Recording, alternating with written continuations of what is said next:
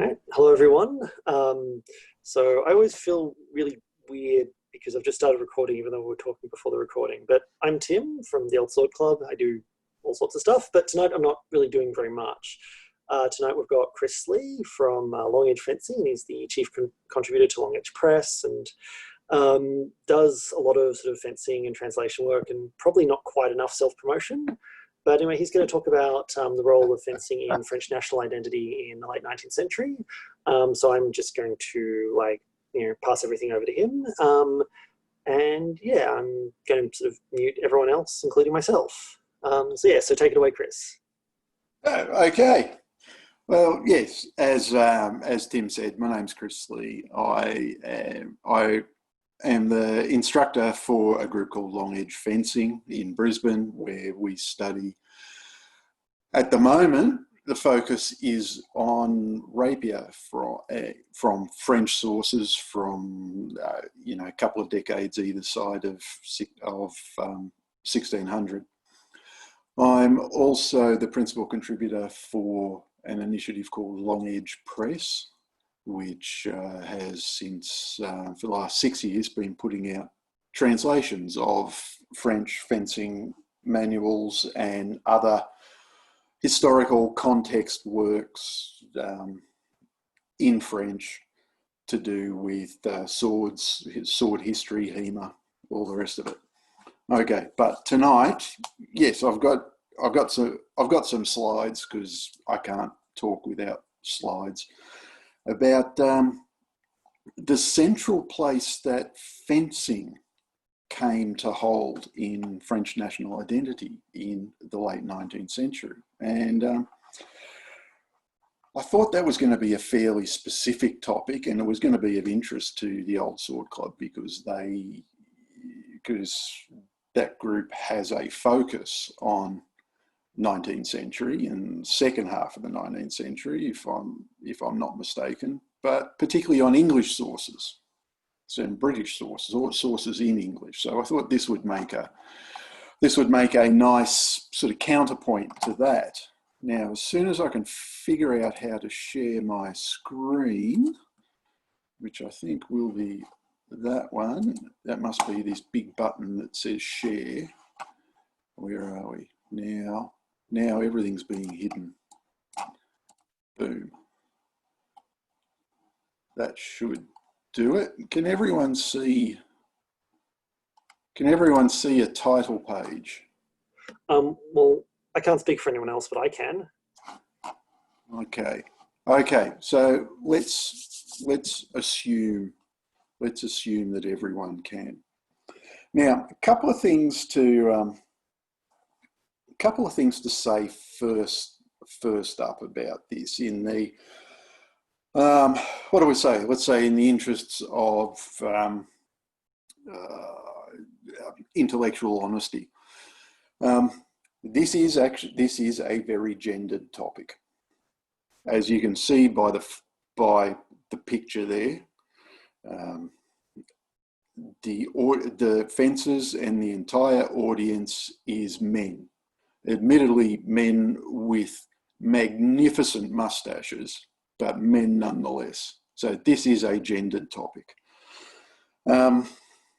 It's also a view of this very much from the outside, in that we're no longer in this period, so trying to get into the mindset of the period is difficult. And also that it's my view of it, and I'm not French, so I probably have a different view of this to what anyone who is actually French would have. But that's okay. I guess the final thing to say before we really start diving in is I thought this was going to be a nice narrow topic area that we could dive deeply into, but the more, as I was putting this together, I realized just how many rabbit holes there are in this, and each one you could spend an hour talking about. Each one is a tunnel to its own particular wonderland. So changing strategy, instead of diving deep into any particular aspect of this, what we're going to do, or what I'm planning on doing, is going broad but shallow. So I'll basically point out where all the rabbit holes are that, if you're interested, you may want to dive in yourself. But I think overall you're going to be surprised, and as HEMA practitioners, hopefully delighted by how fencing became, or how fencing and why fencing became central to French identity. Okay, so let's move right along. Let's start with an quick overview of the 19th century for everyone, because this I think is actually the key cause, or the root cause, the underlying movement there. Now, if I asked you what historical event this picture represents, I bet you'd be wrong. So this is Delacroix's Liberty Leading the People, and you can see Liberty, who became, if you have a look at any of the French government sites, you will see her face on it. She's actually developed a name. She is known as Marianne. And you will see her as the emblem of everything French governmental. And you can see her leading the people over the barricades in some form of revolution. So let's just have a look at the 19th century and have a look. I'm not going to go through all of these, because there's just too much. But you can see a bit of a trend here. You got the French Revolution, which we all know about, the establishment of the First Republic. Napoleon Bonaparte creates the empire. He was defeated. The old regime was restored. Then there was a revolution and a new type of monarchy established. Then we had the Second Empire, the Second Republic. It then got turned into an empire under Napoleon Bonaparte's cousin. Then we come to the Third Republic and the period and the sub-period of that everyone knows as the Belle Epoque. So you can see there is there's over a century of just massive social upheaval there. And really this is the last two, the Third Republic, and in particular the time from the Franco-Prussian War in 1870 to World War I is the period that we're looking at here. So I basically do everything do every presentation by sort of quotes or something like that. So I don't know whether reading them is worthwhile or not. But just quickly, this guy, this brilliant Robert Nye, who wrote this really good essay on fencing, the duel, and Republican manhood, on basically constructed masculinity. Talked about this, and France went through over 50 years of political indecisiveness, suspended between republican and monarchical institutions. So, and gradually over time, one flavour of republicanism won out. Now, he was specifically talking about this period of the Belle Epoque, but you can see from the previous slide that it can easily be said to cover the entire 19th century. And Delacroix's painting here, Liberty Leading the People, is actually not about the French Revolution. It's actually about the July Revolution, which happened in 1830, and why the people took up arms against tyranny, and what they were seeking to achieve was basically to replace one form of the Bourbon monarchy with another branch of the Bourbon monarchy, which was, in political terms, it was basically going from an absolutist monarchy, the return of the absolutist monarchy, to something much more like a constitutional monarchy that we know as a former British colony.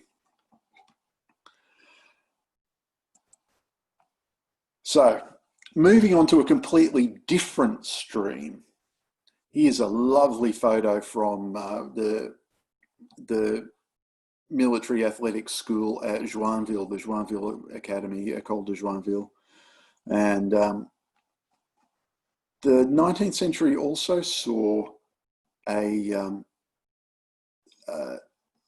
equation of fitness and moral rectitude. This is visible in Britain in the public school system, with the emphasis on games and healthy mind, healthy body.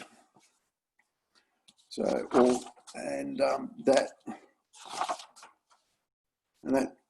that sort of thing. So I quite like this photo, because a photo wouldn't be taken instantaneously. They may, even around 1890, you would have had to have posed for this for at least 30 seconds, probably a minute. Can you imagine holding that pose for that time?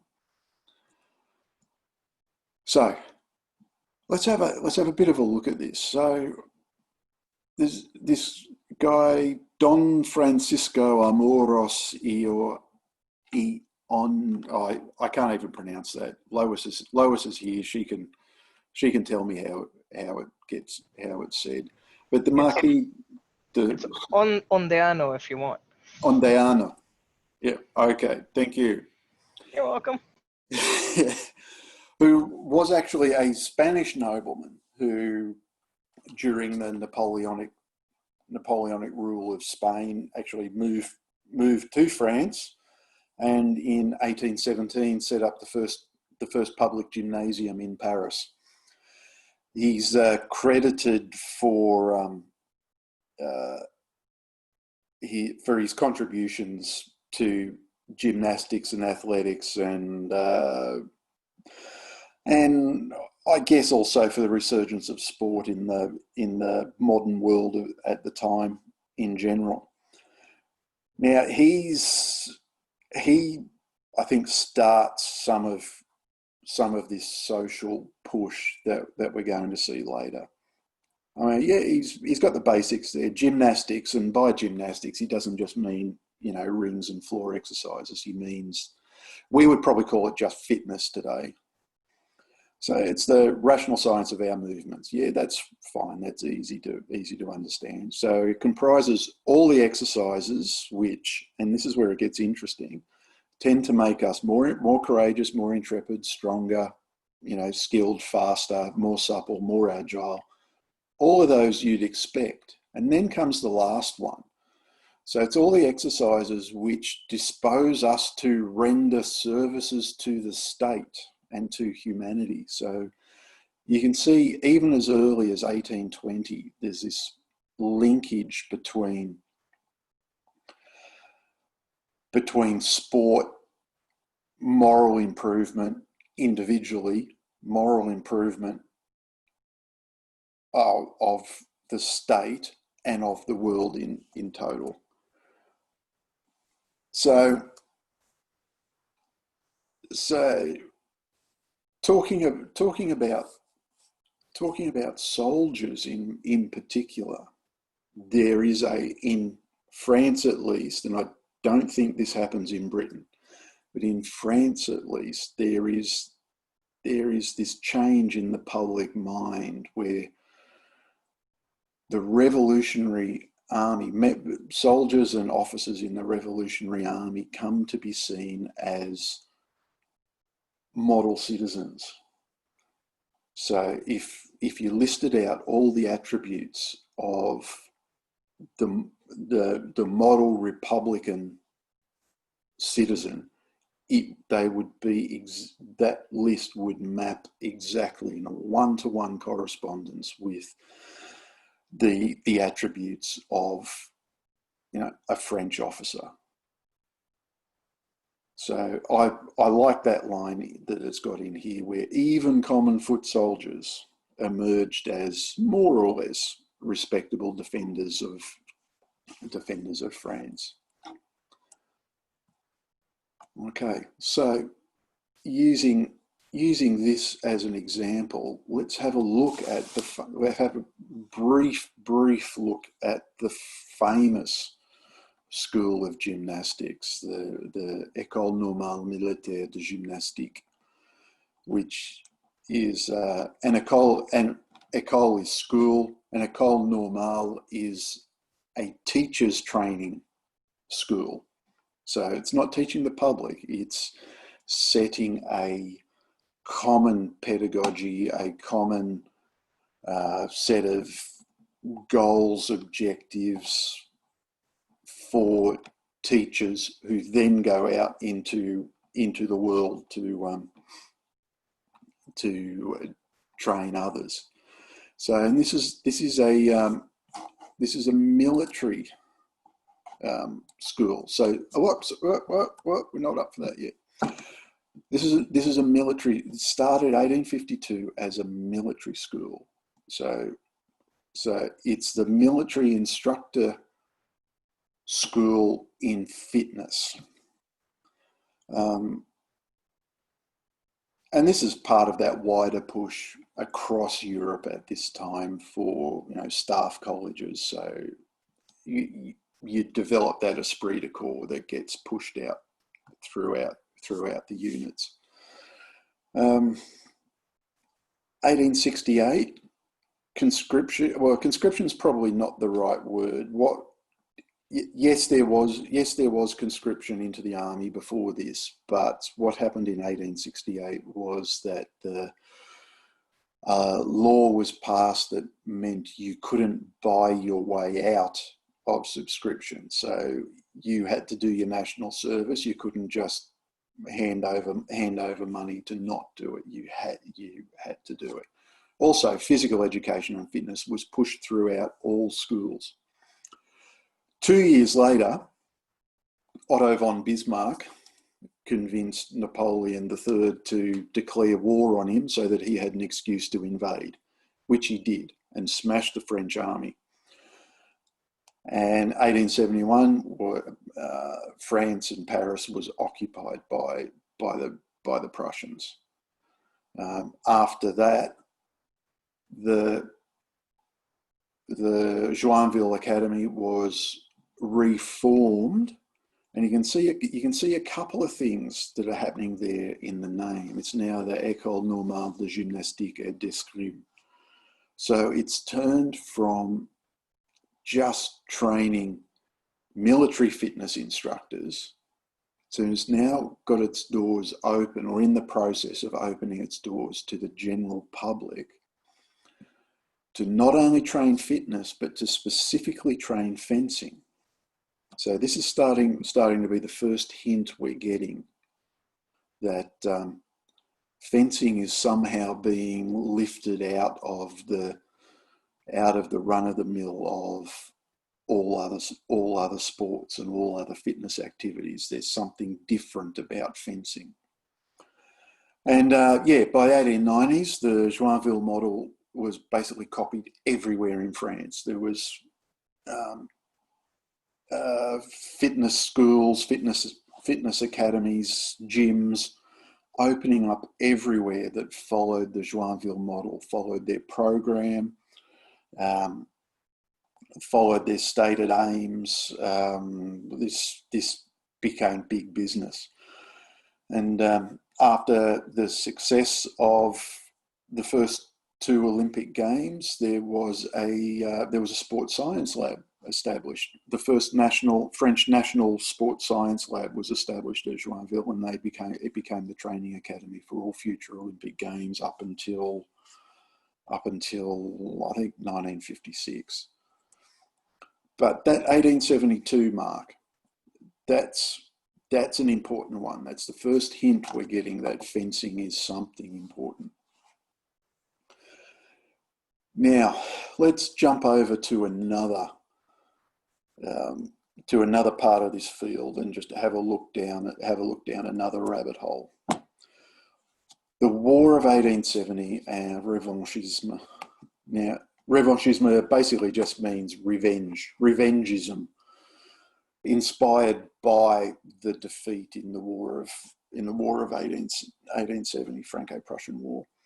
Now, this is a painting by an artist by the name of Albert Batanier, and it's probably his most famous painting. It's 1887, so yeah, so nearly getting on towards 20 years after, and it's called La Tache Noire, the black stain, or there's actually a play on words there, because there's the word for stain, tache, T-A-C-H-E, and there's also the word for task, which is also tache. The only difference in spelling is the A has the accent circumflex, the little hat, the shift 6 on our keyboard. So there's a play on words here. The black stain and or the dark task. So what have we got in the picture? You can see a teacher there in a school, and he's pointing out on a map the provinces of Alsace and Lorraine, which were ceded to Prussia in the War of 1870, as well as France being required to pay horrifically large war reparations. So even up in 1887, when this was painted, you can just see how raw that feeling of depression or betrayal or anger at Prussia, or Germany as it is now, is still felt in France. The other things to notice is have a look at the kids. The little guy who has the teacher's paternal hand on his shoulder, he's in a military uniform. And the guy sitting down in white, staring intensely, has something like a military medal on him, some kind of medal. The guy sitting next to him, you can just see the piping on the side of his pants. So there's a militarization happening here in schools. So let's move on. So let's just get a sense of this. Now, the Second Empire, so 1852 to 1870, this was a time of France's colonization, particularly of Africa. There's a number of ways of colonization, but this is the one that matters to us, where France is taken over North Africa. They're pushing deep into the middle of Africa, and this is the best illustration I could find of this. This is actually from 1911, so it's probably just a little bit late, but it's the best illustration I could bring to this. And that caption below it says, "France will now be able to freely bring civilization, wealth, and peace to Morocco." And yeah, you can see this real sort of colonial, paternal pride in themselves being able just to conquer and win and take territory and bring civilization and all of those other things that colonial powers tell themselves. They were superior, they were better. Then they get smashed in 1870 and things suddenly turn, and you get this, like here's the cover of a popular novel of the time. Now this, I'm not sure when this was published, but I think it was the 1880s. Paul Bertinet's Les Orphelins d'Alsace, so the orphans of Alsace, and you can see in the picture we've got this idea again of the common foot soldier being the saviour of ordinary French, the ordinary French, and the protector of France, where this lowly foot soldier is picking up the two orphans, and you can see their mum there in the background, obviously dead and killed and other things by the filthy Bosch. So again, there's the two ideas there. There's that idea of revenge, and there's that idea of the common soldier as the pinnacle or the model citizen. So just to look at that a little bit more, let's have a look at the role of the teacher. Now,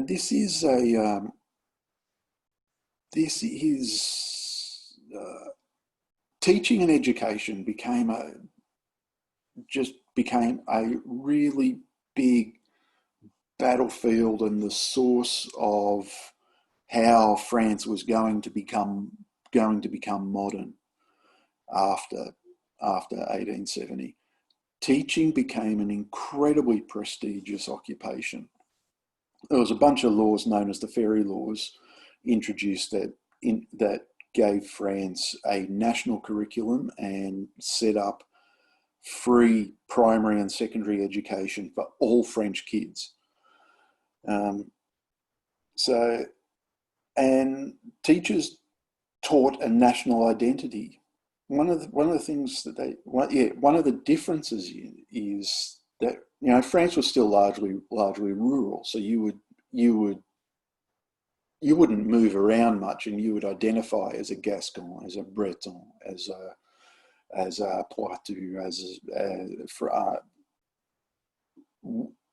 wherever you came from, you would identify as that region. One of the things the Ferry Laws did is they taught a national identity as opposed to a regional identity, and they forced the speaking of French rather than speaking regional dialects.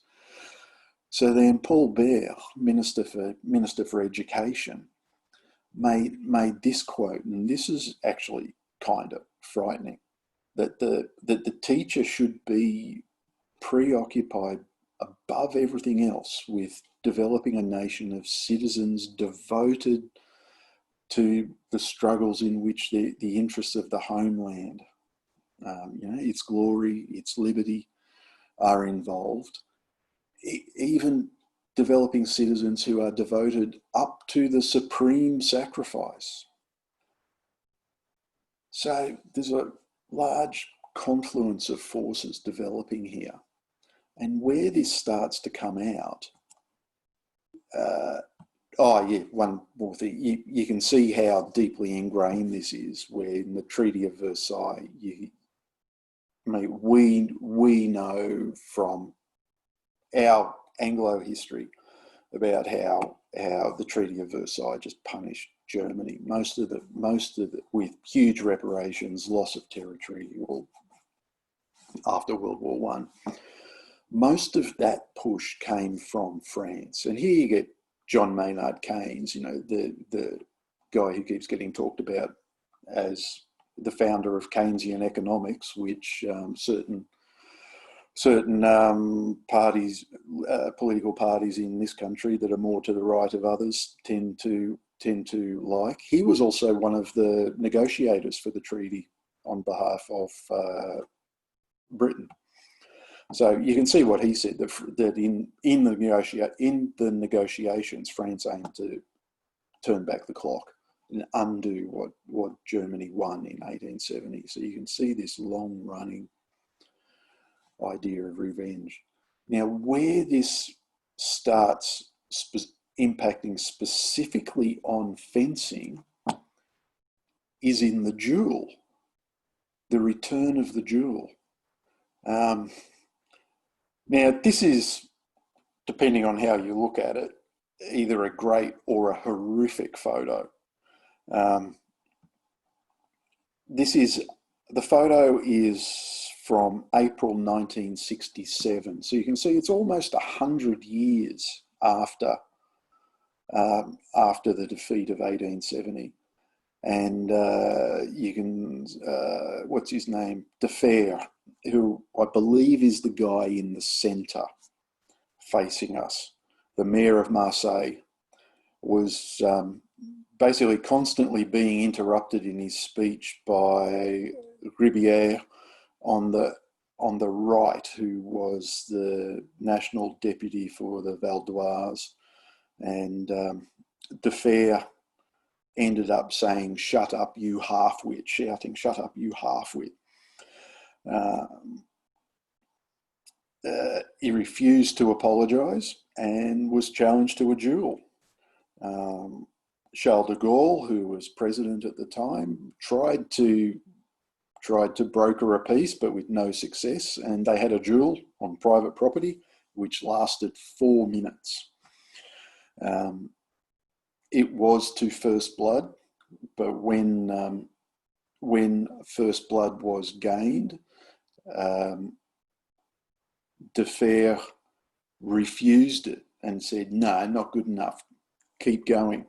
So he actually managed to get a second cut on his opponent, and that's when the adjudicators of the duel stepped in and said, no, he's had enough, it's over. So you can see how long that idea lasted. So let's just dive into that a bit. Now here's a writer in 1872, so just after the end of the Second Empire, at the start of the Third Republic. So, and this is a fascinating little quote. "I would like our democracy to remain aristocratic in its manners and sentiments." Yeah, what does that mean? How you've had nearly a century of opposing democracy to aristocracy and / monarchy. How does that work? How do you reconcile those two concepts? And nothing can achieve that end more effectively than familiarity with the sword. Yeah, okay, that strikes me as a little bizarre. Why does the sword get this primacy in here? So let's keep going. Let's go. Here's another quote, 1886. It's a little bit later, by Anatole France, who in 1921, so much later, actually won the Nobel Prize for Literature. So not a dumb person, not someone who you would think would be terribly involved in militaristic, sporty kind of world. But look what he has to say about the sword. The sword is the first tool of civilization, the only means man has found to reconcile his brutal instincts with his ideal of justice. So this is where the Republican cause comes in. There seems to be this recognition that of life being red in tooth and claw and it being a bit bitter and nasty, but also humans have these higher ideals, this ideal of justice, and the sword is the thing that links this, and this is the link to fencing. So here's another one. This is just before the War of 1870. So you can see there's already something going on here. So and this gives an idea about how the duel and by extension fencing comes to hold such a prominent place. So our country offers the spectacle unique in the world of a society in which the point of honour, see that's the key thing to recognise here. The point of honour has become the guarantee of good order and has inspired the duties and sacrifices that religion and patriotism have lost the power to command. So if you think of the pre-revolutionary monarchy and pre-revolutionary monarchical view of France, it was always the most Catholic kingdom of France. The French crown was for about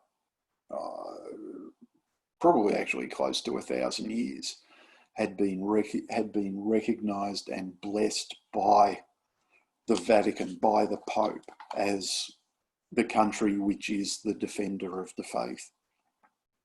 And on the other hand, you've got this religion tied to the monarchy. And there's a whole bunch of, I probably should have said about that earlier, but yeah. So monarchists tend to be strongly religious. Then on the other side, you've got the pure revolutionary republicans who appealed to patriotism. And you can see after a century of that political and social turmoil that by 1868, and Prévost Pardol, writing in his book La France Nouvelle, has seen that neither religion nor patriotism have any longer a way of shaping society, so they need something else, and that's become the point of honour. So you get further on, just to hammer this home, Jules Janin, who I believe was a lawyer or a magistrate, I'm not entirely sure, saying that he doesn't want to ever live in a world that, in a society that is constituted without the duel. So the duel makes each of us a strong and independent power. It takes up the cause of justice the moment the law abandons it.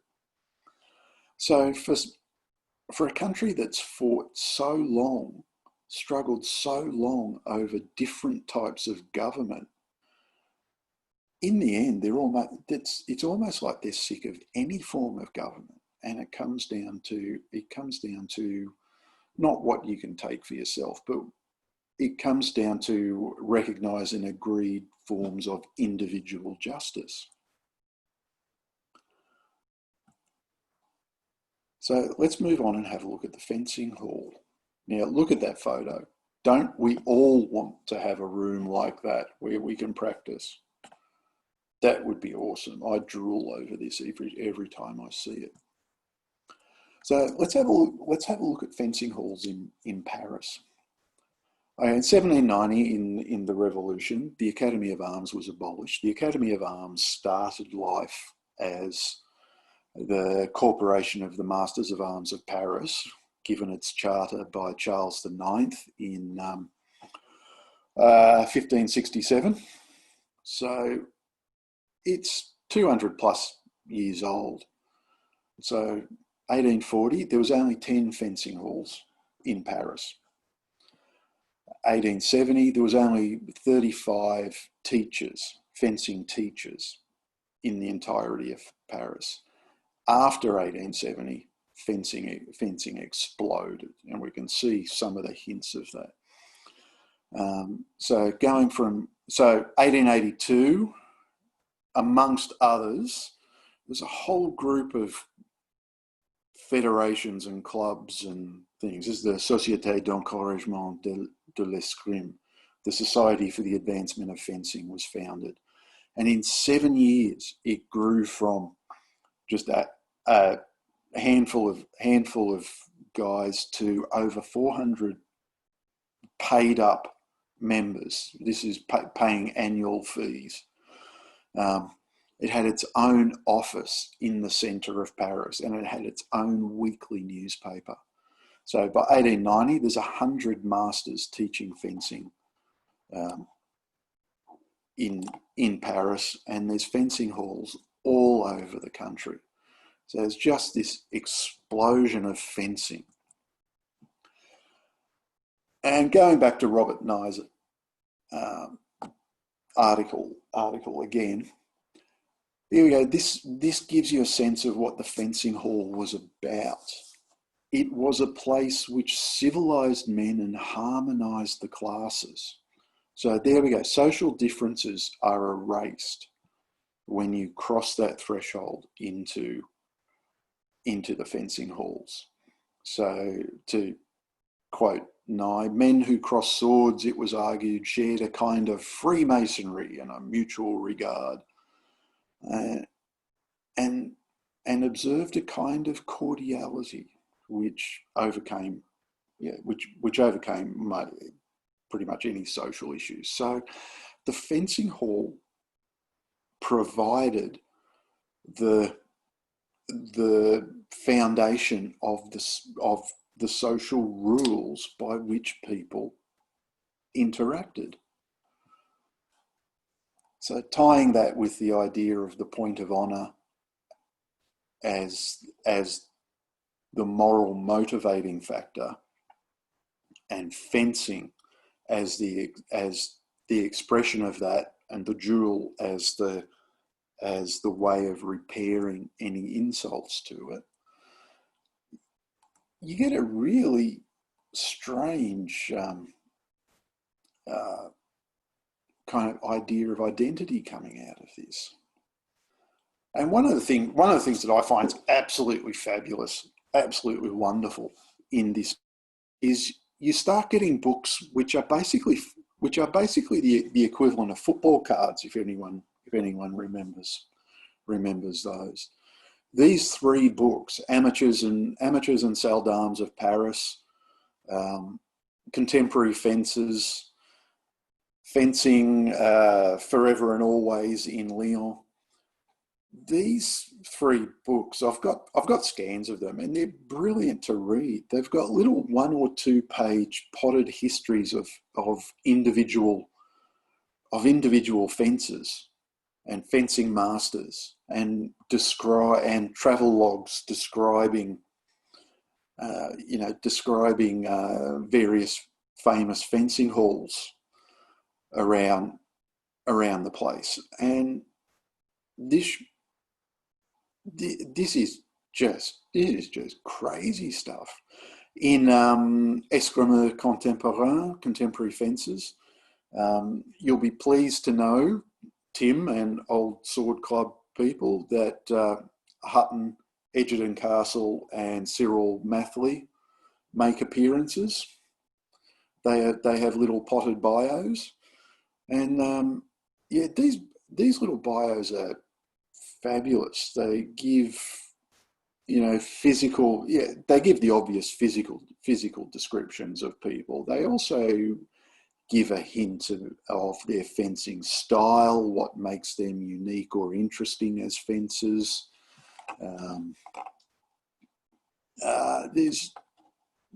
Should I be? Whoops, a little bit too fast. I keep seeing the chat pop up. Should I be paying attention to that? Because I don't have it up.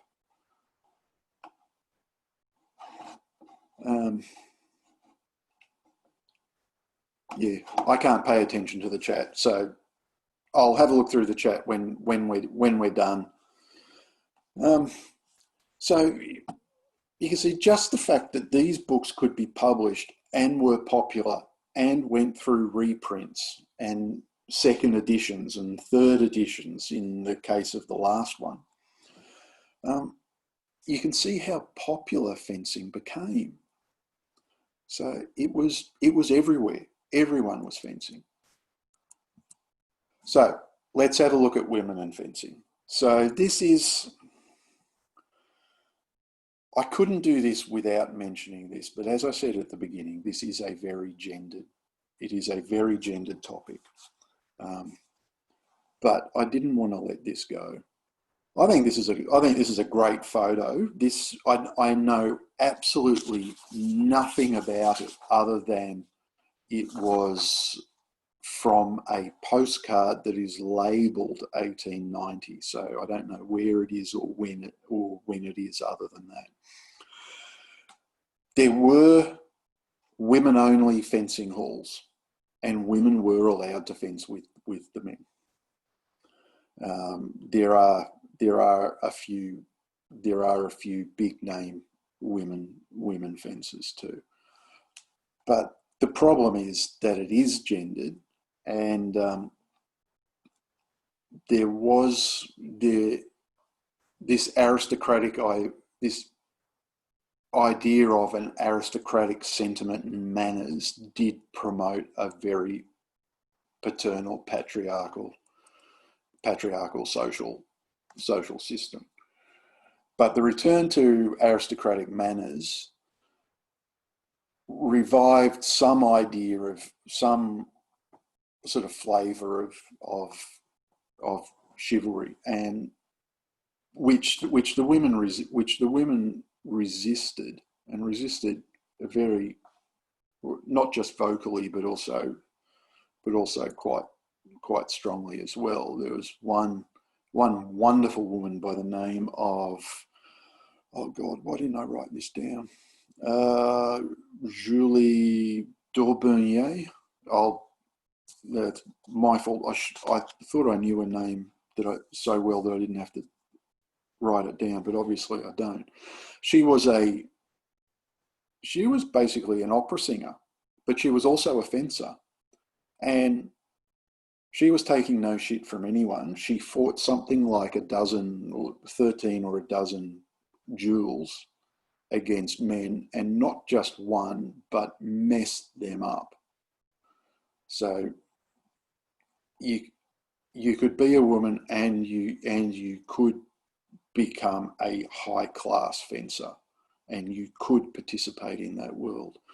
But French feminism at the time really pushed the idea of different but equal, and the effect that had on society, which is kind of outside, strictly speaking, outside what we're talking about. But it's a good rabbit hole to know about, and you can lose yourself in this easily.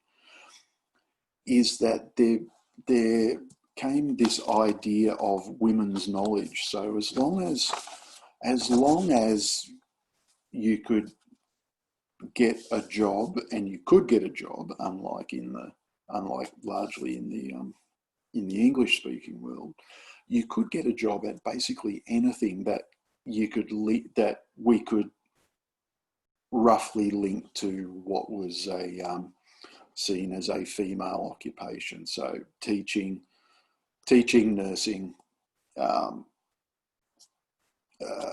anything to do with social welfare or domestic arrangements. And what came out of this was things like childcare, welfare for the poor, single mothers and children provided for by the state. And this is actually quite a big thing, a big change, and definitely wasn't happening in the English-speaking world at this time to this extent. There was a conference on prisoner welfare, the welfare of prisoners in prison, Europe-wide conference. I think it was 1901. France was the only country who sent women as representatives, because in a what's seen as a caring sort of profession, that they could excel in that.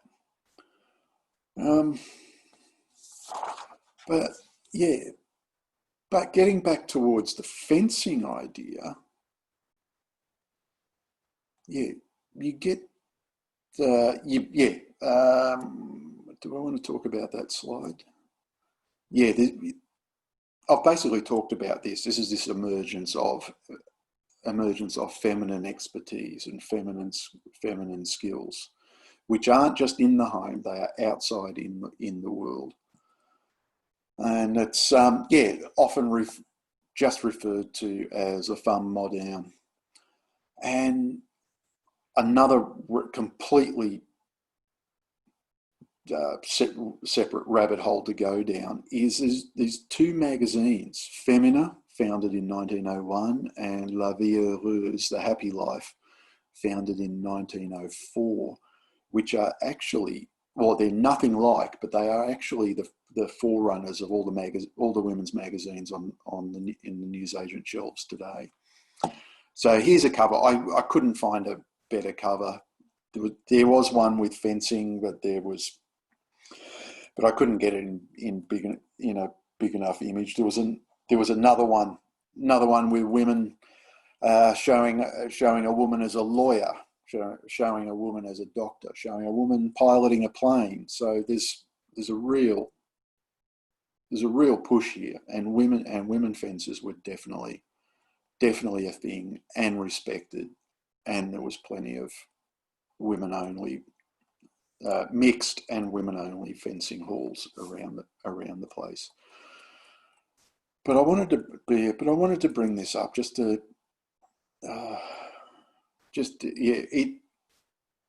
it annoys me, but it's a historical reality that this is such a gendered topic. But moving on, entertainment. So it's not all just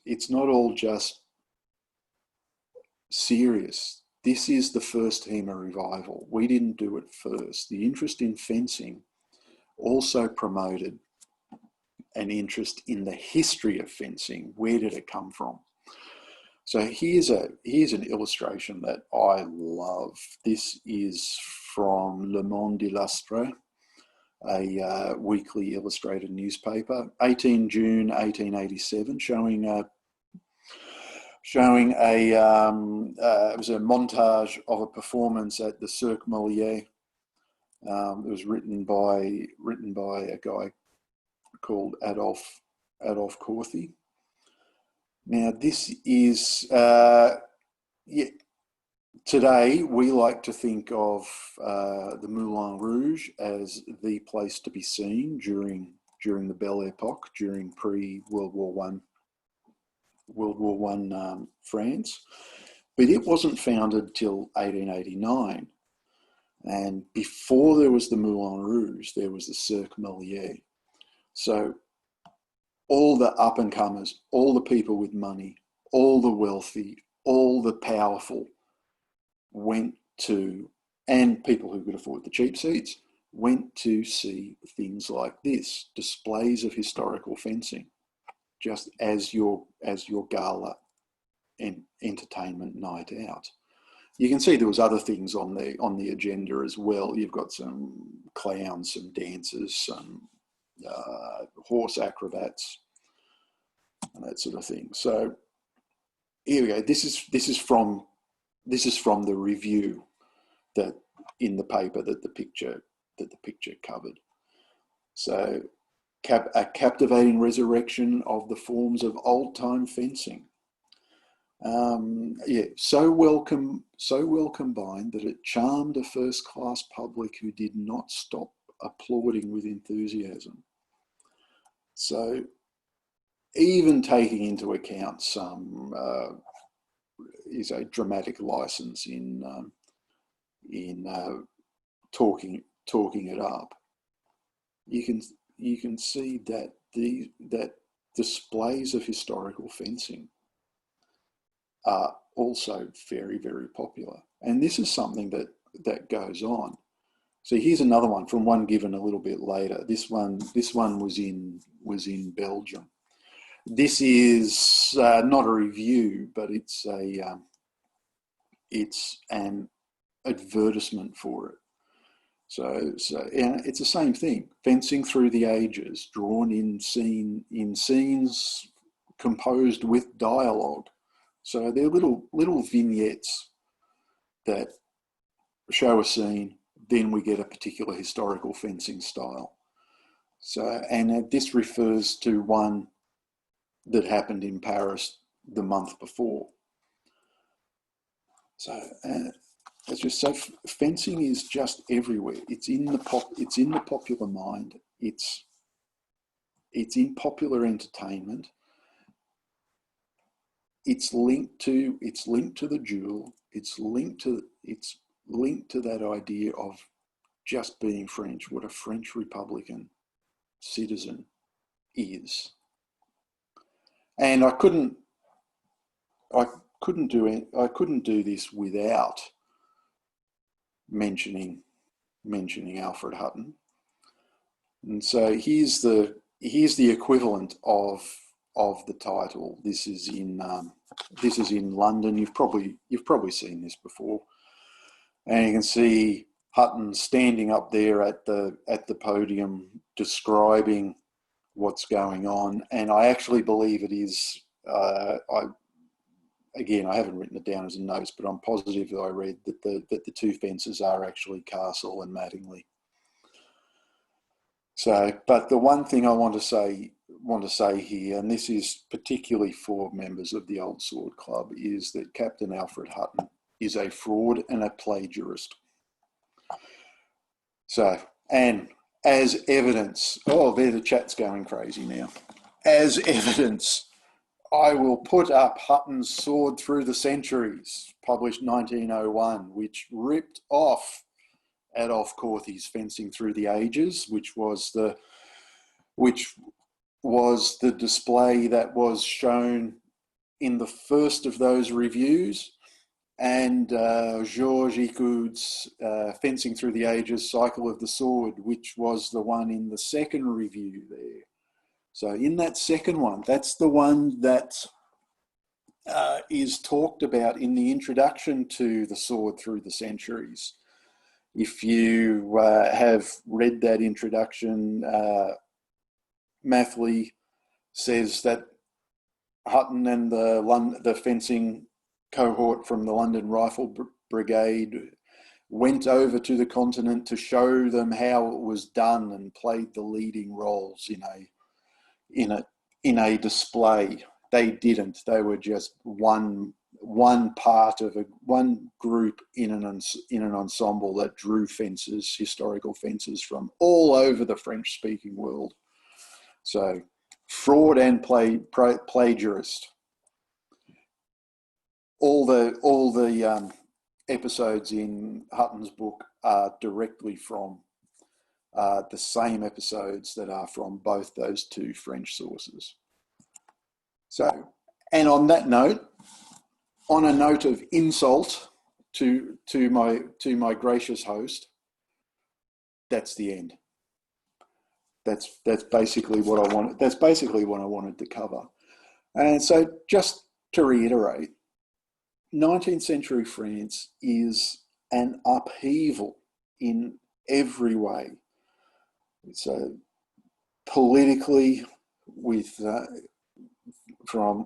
going from absolute monarchy through the revolution to the absolute despotism of the terror, Robespierre and the terror, through to the restoration of the monarchy, a revolution and people dying to replace that monarchy with a different type of monarchy.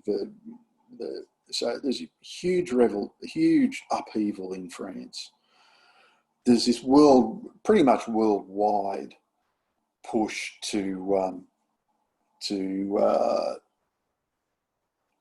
towards this healthy mind, healthy body, or rather healthy body, healthy mind, linking fitness and bodily health with moral rectitude and doing the right thing. There's that development of the point of honour as the socialising principle in France, that neither monarchical religion or democratic/republican patriotism could actually get people to interact socially, to treat each other treat each other with any form of justice anymore. And the only way to do that was through the duel. And to be able to duel, you had to be able to fence. So the growth of fencing as a sport, fencing as a way of securing justice when the law and the courts and the establishment couldn't help you. Honour as a way of making a society civil by abiding by these agreed rules of what's honourable and what's not. Now you got honour, and so fencing as sport, fencing as justice, fencing as popular entertainment. To fence was to be French, and to be French was to fence. So that's it. That's the end. So I think I'll stop sharing the screen. Tim, yeah, over to you. Questions, comments, what's in the chat? Yeah, well, I mean, there's a lot in the chat, but thank you for that. That was really amazing. Yeah, no, I had no idea how. I knew there's French fencing histories because Castle, who basically wrote the English language kind of typical French, standard fencing history that is also completely wrong, got a lot of his ideas from French sources. But yeah, it was really interesting with Hutton that he took so directly from French sources. So yeah, and yeah, I have to get that in because how could I not turn up and dunk on one of our principal sources? Yes. Yeah, I mean, I am ever the humble guest. Thank you for being our humble guest, and thank you again. That was really incredible. For those who don't know why the Hutton thing is kind of extra hilarious, is I actually did my honours thesis on Alfred Hutton, and basically his attempts to do the same thing in Britain as was happening in France. Although I really should point out that Hutton failed in all regards except for the theatrical and humour aspects, which were wildly popular. But like in terms of getting fencing into schools, in terms of using that as a way of channeling people into the military and supporting militarism, I don't think Hutton, as far as I know, never advocated for the return of the duel. The duel was seen as a very foreign thing at the time. But yeah, it's really interesting, the comparison. So out of curiosity, because I know you've done some translation work on on those 19th century French HEMA books, or like histories of fencing. Are those available from LongEdge Press? Yes, they are. I could, if I wanted to be really indulgent, I could bring up the LongEdge Press site. Because there's two things that you'll see there. Fencing Through the Ages by Adolf Corthy. Oh, there it is. That is basically him putting into prose the vignette scripts that he wrote for the Cirque Molière exposition that was in that first review. He was a stage writer, fairly popular one apparently, and also avid sportsman who did everything except canoeing because he had a fear of water apparently. But any other form of sport he would do it, and he wrote this stage play that Molière used for that exhibition in 1887. The other one I've got there, the one in Brussels, the one that Hutton and crew went to, I've translated that too by Georges. It's on the LongEdge Press site. It's small, so it's there as just a free PDF download. Okay, well, after you've, insulted principal sources, I'm going to insist that, to rectify things, you post a link to LongEdge Press into the Facebook group. Cool. I would do it myself, but during the course of this lecture, I managed to spill mead on my keyboard and my computer is refusing to work. Which I feel has got to be the greatest excuse anyone has ever come up for not doing something. Oh dear. No, I've come up with just as well. Well, there it is in the chat. I will post it up. You'll be able to see it there from the. Yep. Yeah, and if you can just post it to the event and the Old Sword Club group and just wherever. Will do. I'd love to read those because I guess to give kind of a British perspective, and I feel like comparing what Hutton was doing in Britain and what was happening in France, or like what Hutton and others were trying to do in Britain, would be really, really fascinating. Doubly so because, as I mentioned, Hutton wasn't very successful in terms of what he was trying to do in terms of copying sort of the French model. But yeah, like it was a really, really big deal that Hutton and others had gone to this event in France. There were newspaper articles about it in Britain, and it was a big thing. It's like, hey, we went to this, and they were all really impressed with what we did. Blah blah blah. It's called out the Belgian newspaper. Well, the Belgian newspaper's in French rather than Flemish. At the time, do mention him, but they don't make a fuss about him. Him and his crew are just one of a number. One of the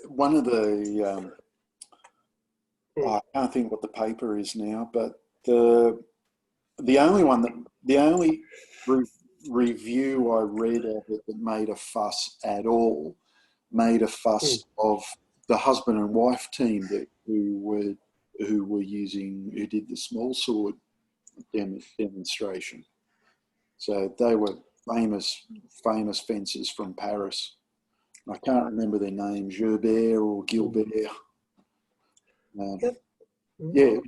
Husband and wife team, and they each ran their own fencing school, plus went round the country giving these sorts of demonstrations of historical sword techniques. But they didn't get on very well. Well, they got on very, very well. I told you to put that's the last time you're going to leave the seat up. Hey, look, the family that slays together stays together. Yeah, Well, you didn't think they'd run the same fencing school. The fact that they ran two separate ones is. Well, they catered for different audiences. Oh. Well, I felt I was at the beginning. I felt I was diving too far into the history, but there's this interplay of religion versus no religion, of monarchist versus republican, of country versus city, of industrial versus agricultural. There's all these tensions that get that century just slices and dices and remixes, and it's just a huge mess when you see it from this outside view. But just how fencing came to be the glue that started to actually hold this stuff together. Yeah, well, I know I found with my own research you can't like most of the questions that you were trying to answer with your talk, or you're answering with your talk, you couldn't actually talk about without setting social context. And I guess the risk of being controversial, I'd argue there is a problem in HEMA where when people don't do that to fill in the blanks, people just assume that it's like contemporary society, and that kind of misses a lot of what was going on in the culture at the time. And there's and I mean, just to Oh, yeah.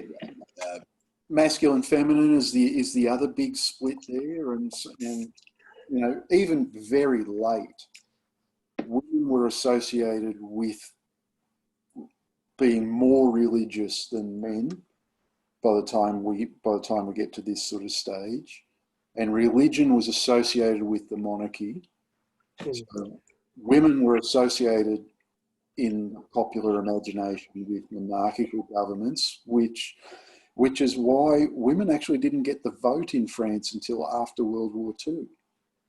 Oh, and there's a school of thought, and I don't know enough about this, that basically said women got the vote after World War II because women in the French resistance to the German occupation, the Nazi occupation, had finally proved themselves that they were good Republicans and not religious monarchists. So I don't know where to quite go with that, but but there's so many rabbit holes in this whole thing.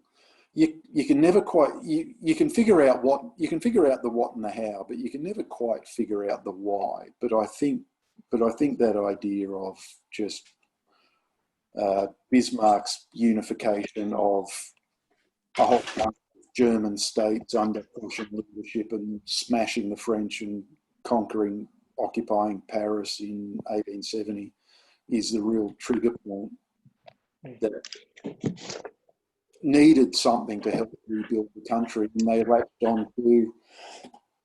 latched onto the aristocratic idea of the duel in the Republican cause, and duels meant swords, meant fencing, and so fencing became stereotypically French. Which actually leads into another question I was going to ask, and this will be my last question before I let other people get a word in.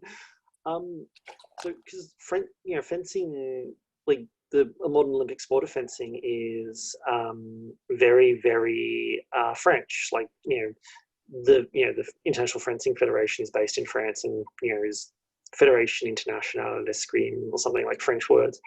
Why is it that other countries, like globally, fencing is kind of seen as a French thing when, obviously every country in Europe had a comparative tradition of fencing as well. Like, and like even in somewhere like Italy, where fencing is also seems to be quite important.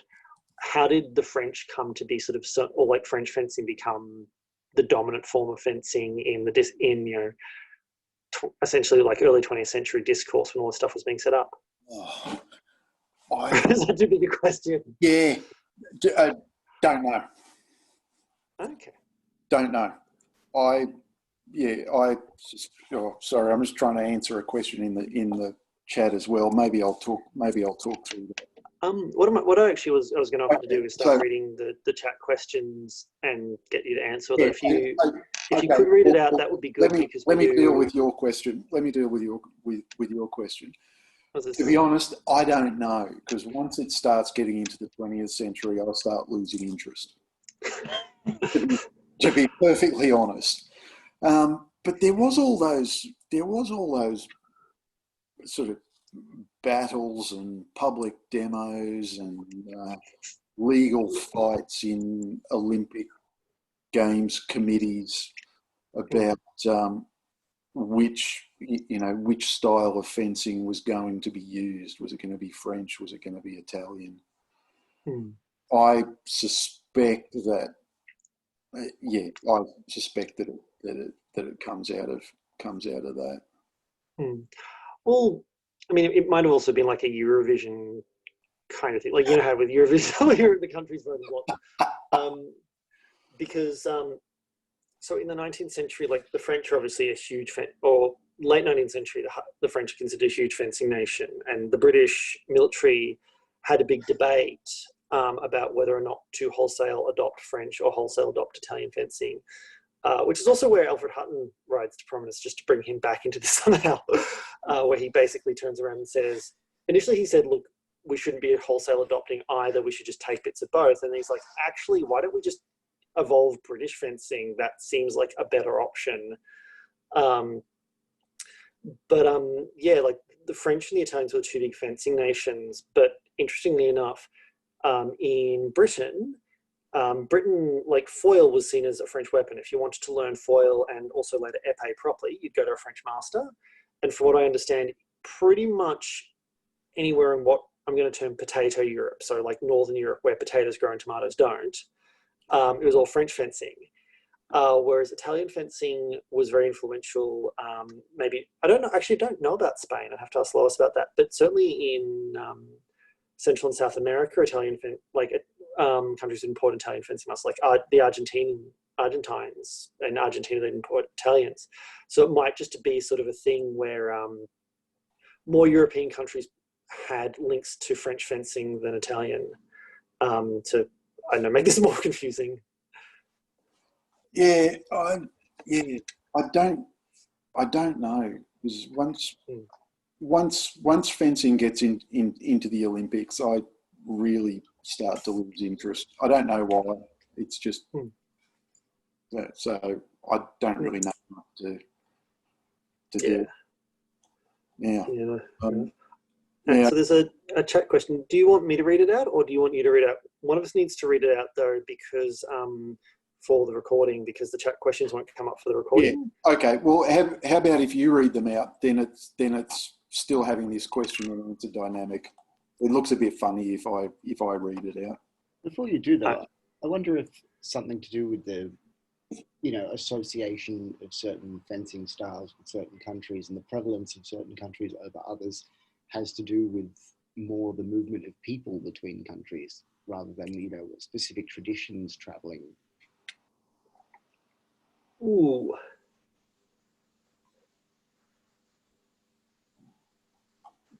That's a really complicated question. Don't know.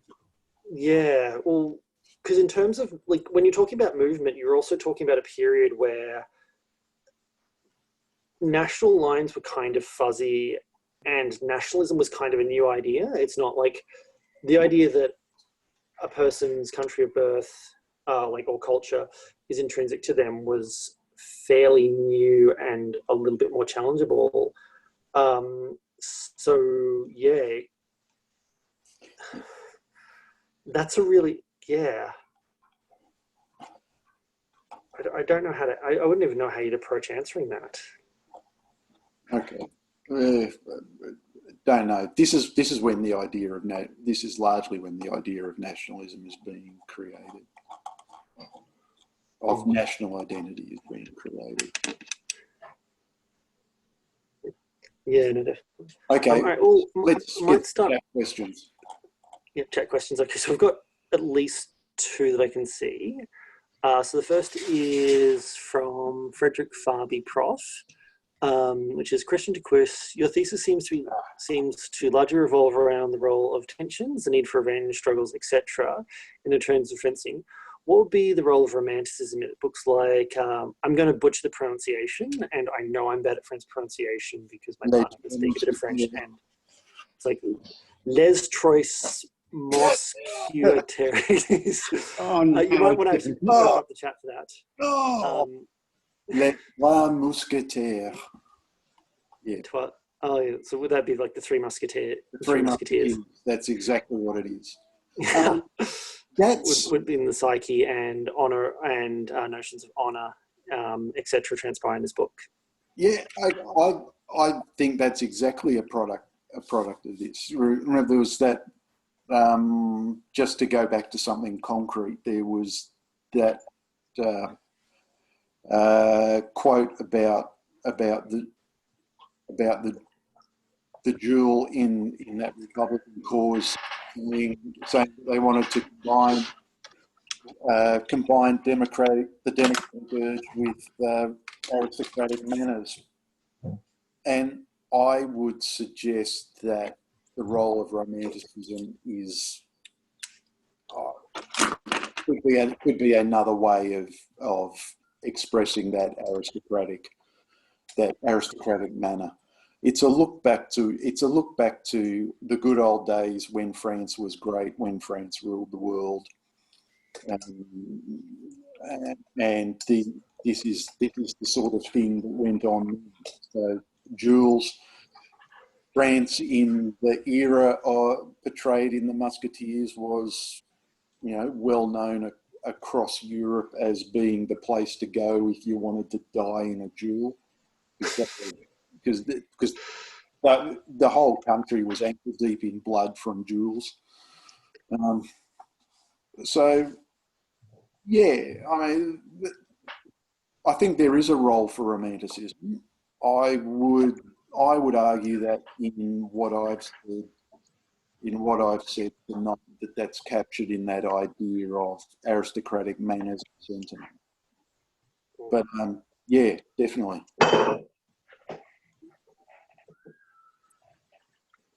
Okay, well just to check, first off, does that, or Frederick, does that answer the question, or do you feel like is there anything more you want to ask before we move on? That's perfect, thank you. Oh, no problem. All right, so the next question comes from Clarissa. She says, "Hi Chris, great talk," which is a sentiment I certainly agree with. I think we all do. Question: your talk discussed the formalisation of fencing in the French curriculum and subsequent social acceptance of the sport in arts, popular culture. Before the sport became formalised, it was practiced unofficially too, ? Are there any accounts of backyard duels and hand-me-down sword techniques that were developed during the revival of fencing? Thanks. Smiley face. Oh.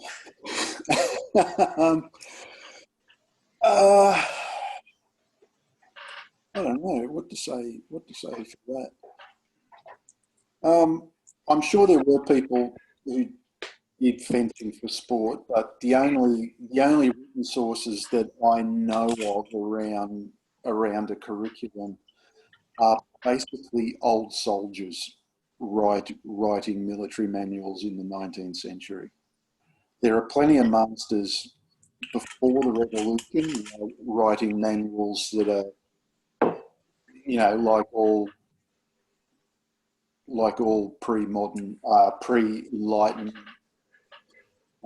fencing manuals. They're largely job resumes and job applications, with people trying to get patronage or sinecure somewhere. There's lots of old Napoleonic soldiers who write fencing manuals. There's a lot of, for a number of reasons, there's a lot of emphasis. There seems to be in the sort of historical manual, record of historical manuals of stick fighting manuals or baton fighting manuals. So the baton, especially the two-handed baton, so you can put it on your shoulders and have your arms over it, was used for all sorts of mobility exercises, as well as for smacking people. Plus, there was being in big industrialised cities in times before there was regular police forces. For backyard duels, I'm sure there are. I haven't been to yet. If you go through the newspapers, you occasionally will come out with records of duels and records of challenges being sent. Like, for instance, my mate Adolf Corthy, who wrote that Fencing Through the Ages book that Tim's holding up right now. Thank you for the advertising. Do buy it; it's really good. He was actually a second on 2 formal duels. So they were happening. They were going on. They're in the newspapers. If in this period particularly that we're talking about, most of the duels that seem to get in newspapers are when politicians have taken exception to something a journalist has written and so has called them out wanting to stab them. So, can you just imagine like Australian politicians doing that? Like, can you imagine like Scott Morrison and Anthony Albanese having at it? Like, I think that'd be hilarious. Well, hilarious is a word for it. Once we do something about election party donation reform, I mean, that as a paying option would be great. It'd boost the coffers of most parties. Make it mandatory. If you're going to be in Parliament and you start having a little bitch fight, you get into it. Swords. And no first blood, it's to the death. So I don't know. Yes, there are accounts. Just to get back to the question, yes, there are accounts of duels. They're not always backyard things anyway. They are in the papers. The challenges, at least, are in the papers. Sometimes there's the results in the newspapers. And, just remember the last formal duel in France was that one in April 1967. Oh, yeah, it went on for a while. It was I'm just gonna sort of check if there's any other questions. Certainly, if you want to unmute yourselves so that you can ask a question rather than having me read it out badly, because I'm especially apologise to Clarissa, but really apologise to anyone whose questions I had to read out. Feel free to jump in now. But if not, I do have another question for Chris, or another many questions for Chris. Does anyone have anything else that they want to jump in with before I ask? I'll just pick up on Lois's comment there that it sounds frighteningly like the American idea that an armed society is a polite society. Yes, it does. It does seem frighteningly like that, but I think there is a difference, but I'm not sure I can articulate my idea of it properly. It's not so much the idea of there is always the threat of violence, but it's the idea of point of honour, and there is an agreed social form and set of social rules. Yeah, I think that's more the focus of it, and the duel provides a way of rectifying breaches of that where the law fails to account for it. Yeah, I agree with that, because if we're talking about an armed society as a polite society, that traces back to the mythology of the Old West, and potentially back to the mythology of around the war for independence, and all of that is it's less about honoring a shared tradition, about like dealing with somebody in good faith with agreed upon strictures, and it's more about my stuff. Yeah. Me. Yeah. It's definitely not that. And again, going back to Prof. Fabry's question, I mean, that can also be where the romanticism and that idea of aristocratic manners and sentiments comes in as well. That I think is the driver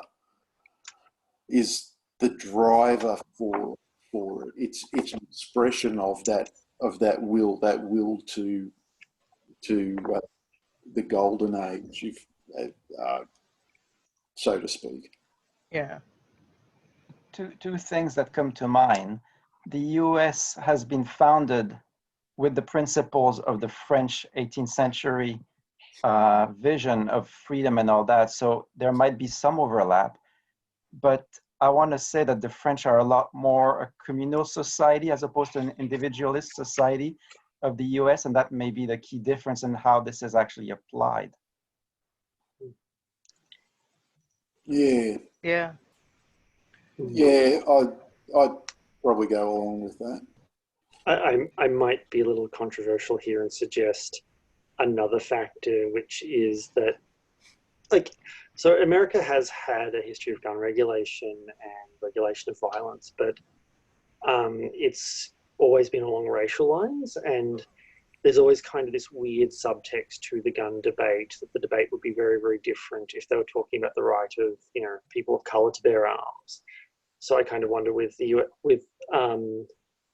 US as well, if part of that kind of individualist, kind of macho, you know, violent culture is sort of prefaced off the assumption that a wealthy white person will have better access both to weapons and training than maybe a person of color. Yeah, no, you're absolutely right, because it all goes back to when I jokingly said "my stuff," because when we're talking about the right to bear arms and defend yourself, it's about defending yourself and your property. And unfortunately, pretty much the entire history of the United States predicates itself on people as property and on free labor that comes out of that. So the answer to your supposition is yes.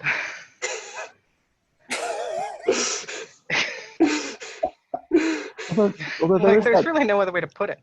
yeah, although there is that parallel where an aristocratic person in France would have had, you know, far better access to weapons training and fencing practice time. So it makes you wonder, like, how much, like, as much as there's talk about it as a easer of, you know, petty qualms, you also wonder how much it's also just a reinforcement of status quo class divisions, you know. I would imagine that in practice that's going to happen. Certainly most of the people, or I think almost all the people talked about in those sort of football card books, like, you know, amateurs in fencing halls in Paris, contemporary fencers, all of those. None of those blokes are plumbers. So that's, but there is, but there is an idea that it's at least open, and they will take. I mean, they'll even let women. So yeah, there is that egalitarian ideal there. How much the ideal matches the actual practice is definitely up for question. Yeah. I might be a little rude and jump in when I said it wouldn't, but this is an extension to what Chris just said. So if they will take a plumber, but a plumber couldn't necessarily, like, there's social reasons why a plumber couldn't necessarily, like, fence as much as an aristocrat. Does that then suggest that fencing was also a way of trying to get the population to identify with the aristocracy and with the elite? You know, definitely identifying with a set of social values. I mean, one of the completely separate to this kind of discussion. One of the bizarre things is that the National Assembly, the Parliament of the Third Republic, was originally just manned by monarchists. They were all monarchists, but the pretender to the throne was who would have been the logical choice to put on the throne if they went to a monarchy, was a complete idiot, and everyone hated him. So they kept up. So for the first 6 years or so, they kept up this sham of monarchists running a republic, until gradually more and more Republicans actually won elections and won a place. And competitively beat the monarchists and eventually took over. And so it's like, well, the people want a republic. We're a republic.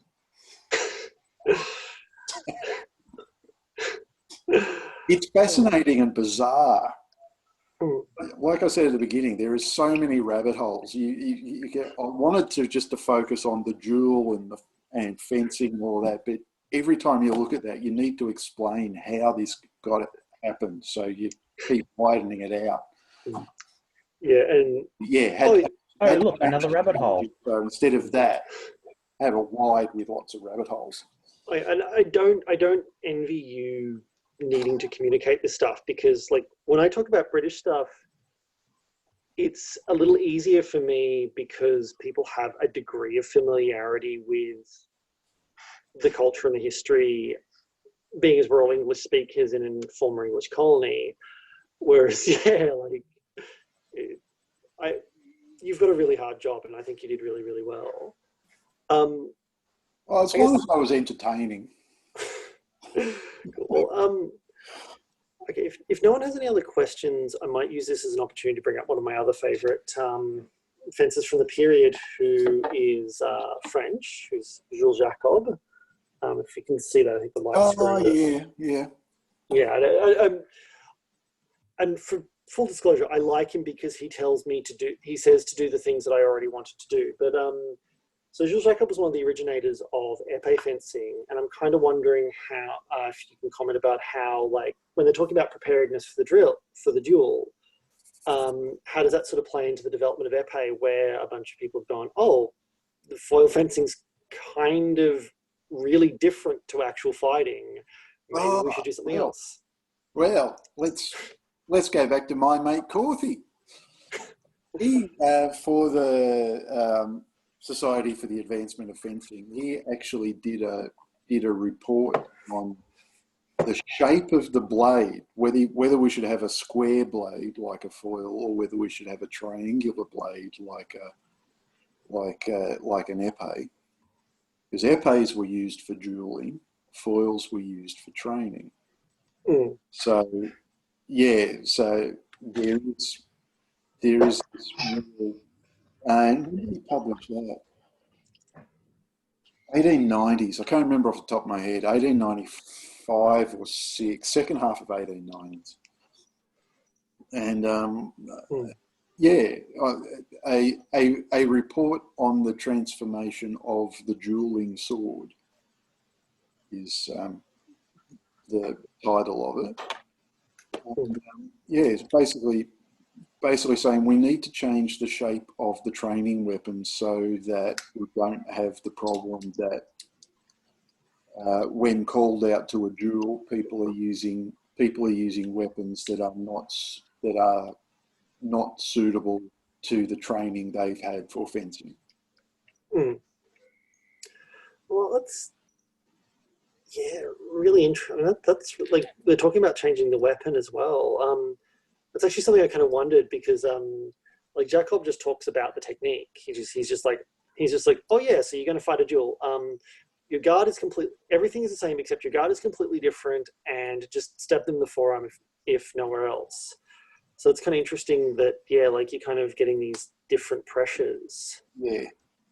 But that's also the rules around dueling as well. So you're not going to kill people because that's murder. But you can make them bleed.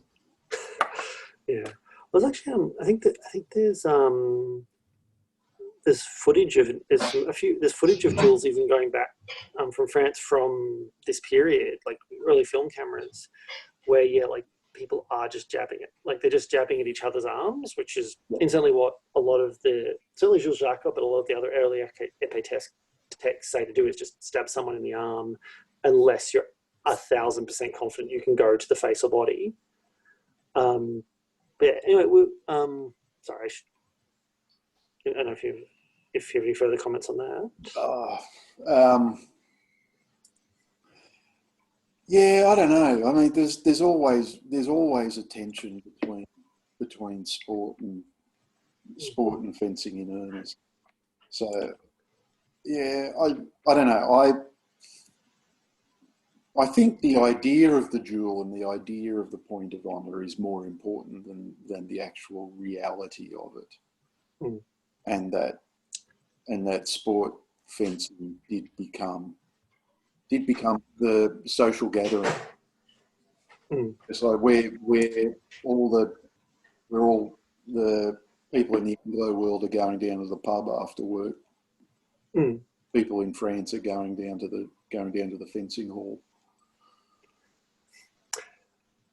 But My first, that's overplaying it as well. I think that there's a real difference between the reality of the fencing hall and fencing for sport and that social interaction and camaraderie and networking and social contact, and the actual reality of going, yes, I'm upset enough that I need to call someone out. yeah, I mean, that's kind of true of a lot of like the history of the duel. Like, there's a lot of, many more people were learning to fight, learning to fight in a duel before, many more people than were actually fighting in duels. One of the books I'm slowly but surely translating at the moment when work allows me time, when work and parental duties allow me time, is Marc de la Bérodier's one-on-one combat in the lists, 1608. A big, thick book all about dueling and who can duel who and how to format the challenge and what excuses you can make, what things can. So, and it's brilliant. 1608, and it starts with dueling is an abomination which is against the laws of God and man. But if you're going to do it, here's 400 pages of rules and regulations. It's just awesome. But yeah, the translation will probably never see the light of day because it's just too big. I sincerely hope it does.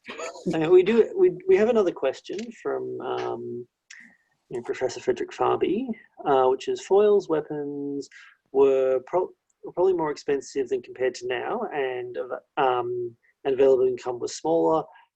Line made it like an arrowy thing, and I'm sorry, I'm really bad at reading these out. Leading to sports requiring expensive tools like fencing probably remained an activity of the elite, which almost certainly. But the rhetoric was that it was open to everyone. The reality of it was quite different. But we actually have ads. I don't know that I can find any, but generally I read a lot of scanned books out of the Bibliothèque Nationale, using their wonderful service called Gallica, and which I'll just put in here. If you go to this, it's all in French, of course. But if you go to gallica.fr, that's basically the web interface to search for all scan texts that are publicly available in the Bibliothèque Nationale. And you can see in newspaper, and they got newspapers, they got everything. So in newspapers, in the back of these books, there's ads for fencing equipment. So we know exactly how much the stuff cost. I haven't done a comparison with wages to see what kind of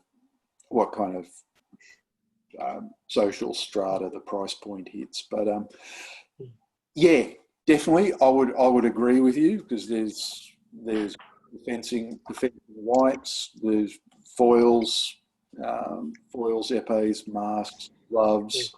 If you notice in the cover photo, they got big gloves for their sword hand. All of that's going to cost money, and if you don't have the money, you can't participate. So, yeah, definitely definitely an activity that in practice is going to be populated by the elite, yeah, without a doubt. But the rhetoric is definitely that it's for everyone. Yeah, well, sort of the invention of, like, you know, the sorts of informal class structures and informal hierarchies that we have today, I guess. It's interesting because there's also a lot of books and manuals for the time in Britain that talk about fencing, like single stick, and saying, oh yeah, it's really great because it's cheap. And then either desperately trying to convince people to at least buy a mask so they don't blind themselves, or saying, oh, but it's not really that good compared to a steel sword, which kind of makes me wonder, just as an extension of the question, was there any effort to have like an affordable form of fencing in France, the same way there was in Britain, or was it just like, you know, it was primarily sort of, you know, if you can't, like, you know, sort of the martial equivalent of a yacht club? There was the various Lacan and disciplines. Okay. Which I don't know quite when they became subsumed into Savate. I suspect that was when the Savate International Federation picked up, but that was much later. There was various forms of cane, but while I'm really interested in Lacan as a thing itself, to be honest, I'm not entirely sure of the social history there. I can't. Okay. But on your point about single stick in Britain, I mean, Baden-Powell had a Masters of Arms badge for the scouting movement, where you had to. There was 3 out of 4 disciplines you had to have some degree of skill in. One of them was single stick, archery, boxing, and something else that I can't remember. And me and a mate. Actually, you might know Jace from EDAS. There's historical reenactment / HEMA group up here in Brisbane. Me and him both have our kids in the same scout group up here. We've been agitating to get the Master of Arms badge reintroduced, but the scout movement won't go for it. Yeah, I've heard of a number of people in HEMA who are like former scouts and rovers and stuff who are in the same situation. I think I've seen that badge. It's either foil or quarterstaff. Yeah, I don't know. The single stick archery and boxing, I know that, and there's something else, and I can't think for the life of me what it is. It may be quarterstaff. Quarterstaff. Yeah? Yeah, pretty sure it's quarterstaff. Which is... Yeah, that'd just be my childhood, me and my mates, and then running away from people's dads of whoever's lying on the ground screaming. I don't think the current insurance climate would allow it. Yeah, it's probably not. It's probably an insurance issue. Yeah, I'd say. I used to use cricket stumps in boat horses when I was a kid, so those were always fun on the hands. Oh, Jesus. Yeah, they give me a very good appreciation of complex skills. I'm surprised you've got fingers left. Plastic swords, bits of steel, sticks, broom handles, cricket stumps, the works. Everything was a sword. I've heard of cases of children actually chewing pieces of toast into the shape of a weapon because they wanted to play weapon and all they had was a piece of toast. So yeah, it's always the way. It's just whatever you can get. Yeah. Okay, so just riffing off, there's a comment there from Justin saying that it's interesting that after a humiliating defeat at the hands of the Germans, the French focused on the cult of the sword and the bayonet rather than military modernisation. Hmm. Well, yeah, that's an interesting one, and I want to pick up on that for two reasons. One, to go back again to Prof. Fabry's point about romanticism. I mean, that definitely fits in there in the swords. And now, since he's brought it up, I'm kicking myself that I didn't hit on that, because it's the obvious one.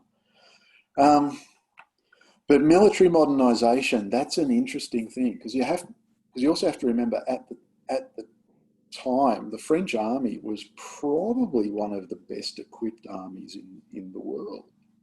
Mm. They had a new modern breech loading rifle with a magazine. The what's it called? The 1880s. The 1860s. Level? Or Yeah. is that?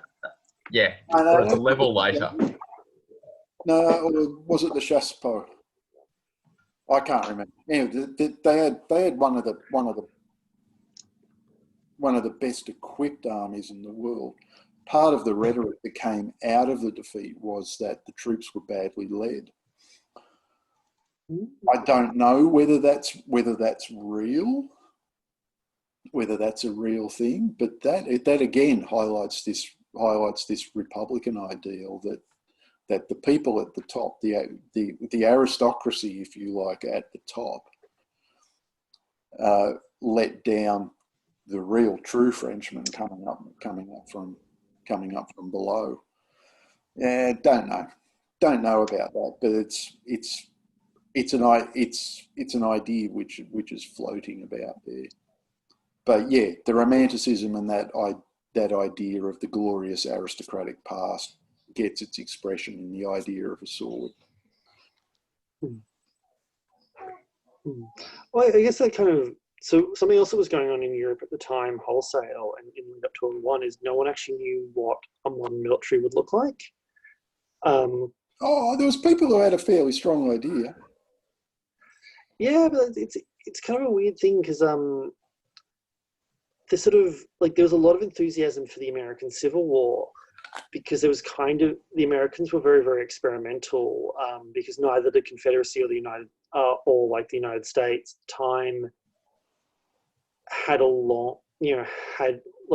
were doing a lot with their armies to kind of put together standing armies to actually fight each other. And there's a lot of interest, because everyone was like, there was sort of this kind of concern about, or like this interest in what a modern war between European powers would look like, because no one was really super certain. There's almost this anxiety around it, and particularly like, across a lot of Europe, which also I think kind of powered a lot of the arms races, where particularly between Germany and Britain, where they're just like, well, we want to show that we have the modern army and we know what the future is going to be, and it's going to be our nation dominating everyone else, which led to kind of this arms race. But it also kind of led into World War I, where no one was like at the end of World War I, like a lot of people was, even people saying that this was a disaster largely because no one knew, or like no one in charge actually knew what the war should be. Which is kind of, it's interesting, because it's not like people really had a sense of what a modern war would be, necessarily. They didn't factor in the modern belt-fed machine gun for starters. So you've got a single-shot rifle capable of 5 rounds compared to up to 200-300 rounds a minute. So you're going to get lots of soldiers. And it's not just that. It's just like we also had advancements in machinery as well. Like no one could have predicted the development of the tank, let alone the airplane.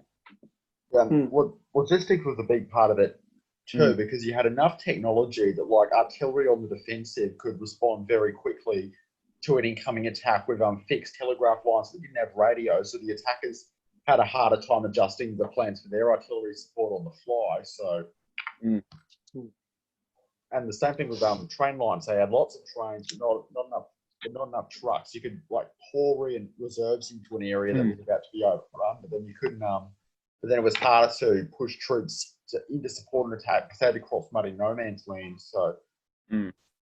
It's just the technological setup was rigged in favour of the defenders because you had enough technology. You had lots of powerful tools, but they weren't mobile enough to be useful on the defensive. So No. And it didn't help that you had the German wolf packs hunting in the Atlantic at the same time, cutting supply lines off from America to supply the Allies. This is all getting very far away from swords. Which I think was the principal problem with World War One, is that it should have just been all swords, like no other weapons, just swords. It degraded to swords in the trenches. It did. Well, lots of British officers were running around with stuff like just getting their walking stick to make it heavy enough that they could use it as a club instead of carrying a sword. Yeah, which I always wondered why it was that you didn't see cutlasses in the trenches, because theoretically, like confined space, tried and true on the warships. Pardon? It was tried and true on the warships. Yeah, well, that's the kind of thing. Like in most militaries had like boxes and boxes of them. Like, why didn't someone just go, hey, let's just send all of these to the front? But yeah, it's sort of this kind of weird question, which I guess kind of coming back to swords is like, why is it that they didn't, like, swords didn't get reintroduced as a military weapon when you have accounts of soldiers who are sending letters home describing exactly what kind of knife they want for Christmas.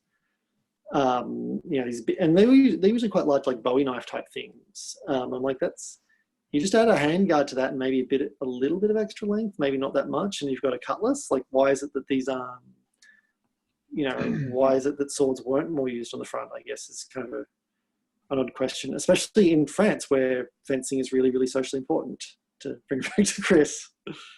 I suspect they were tried and given away, because you have the concept of a trench knife, which is just basically a bayonet attached to some knuckle dusters. So, yeah. Yeah, I mean, the thing with trench knives is that they're really small and easy to carry, whereas with a sword you've actually got to adjust your kit to fit the scabbard and stuff on there properly. And whereas with a knife, it's just really easy to wear. And like with trench maces and sharpened entrenching tools and stuff like that, you can just put it in whatever part of your kit's already set up to carry your normal entrenching tool. So a lot of British trench maces, they literally just had the regimental blacksmith just stick a cog on the end of an e-tool handle, and then they could just use that. Much easier to train a newbie. Even in the 1990s, like 80s and 90s, when my dad was going through the army, they were still training them to sharpen their trenching shovels. This is in the 80s and the 90s, where you drop a bomb on someone and it's all over. Sharpen your trenching tools. I mean, it kind of makes sense to me, because there's just enough chance of melee combat happening that knowing how to use your tools in close combat is a smart idea, but the carrying around a dedicated melee weapon like a sword is stupid. So,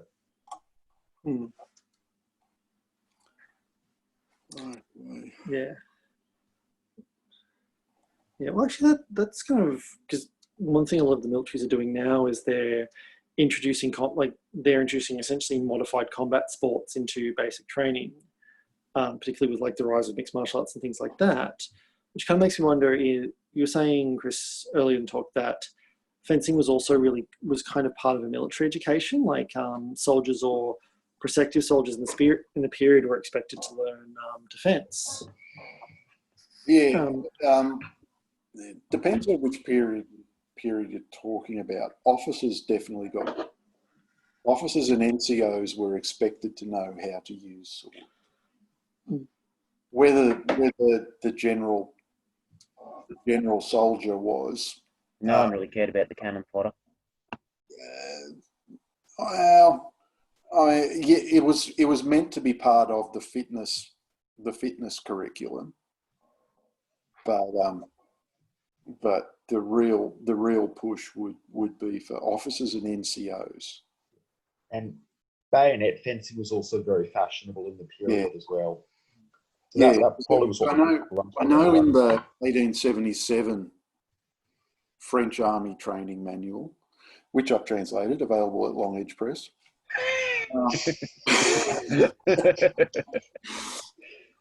It calls out specifically officers and NCOs. So sergeants and equivalent. Whether that goes down to corporals, don't know. Definitely sergeants and above needed to learn fencing with the point, so foil, and fencing with the edge, so saber, or straight bladed equivalent. Enlisted cavalrymen would have had to know how to fence because they actually were issued swords, whereas enlisted infantry just had a rifle and bayonet. So yeah, cavalry was depending on your time period too, because the cavalry was towards the turn of the centuries was starting to be equipped more with carbines. So you were steadily losing. You still had your swords, yes, but you were steadily losing the concept of the pike as well, in favour of a carbine. Why would you need to get close to someone when you can pop them off from a distance? Yeah.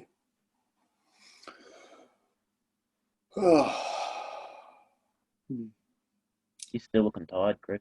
No, I just need a beer.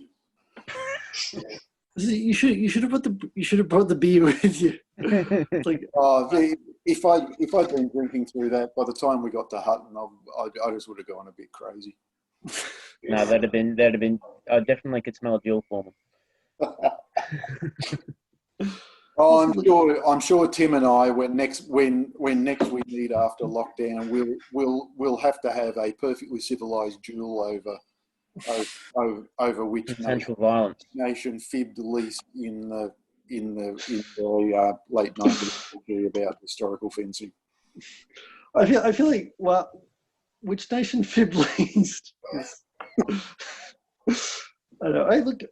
I actually was going to suggest that, like, when everything reopens, that would be kind of a fun sort of, evening at the pub lecture debate type thing, like, sword play, a festival of sword or Ormac or something. But so yeah, go to the pub, have a disagreement, go out to the boot of the car, pull out the sword, start dueling in the street.